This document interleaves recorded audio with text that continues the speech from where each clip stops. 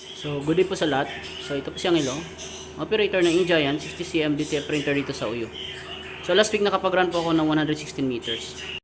So, ito po yung head area ko po. So, palagi po nating linisin yung area na to.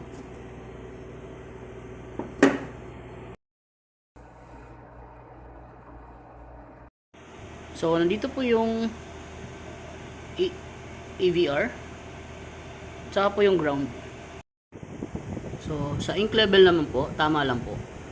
So, after natin ma-on yung printer, so magki-cleaning po tayo. So, yung gamit ko po na mode sa cleaning ay medium po.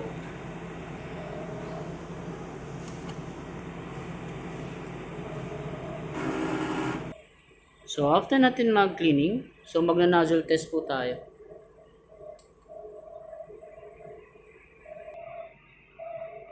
So, after natin mag-nozzle test, check po natin yung mga lines, kung buo po. So, pag nakita na po natin buo po yung lines, pwede na po tayo mag-start sa printing. So, nandito naman po yung inyo supplies ko po para sa large format. So, as of June 10, so, updated po yung inventory. So, nandito naman po yung mga na-consume ko po. So, last week, nag-consume po ako ng 2 bote ng white ink, 2 60cm DTF film, at 2 white powder po. Punta naman tayo sa output. So, last week nakapag-run po ako ng 116 meters. So, dito naman yung checklist.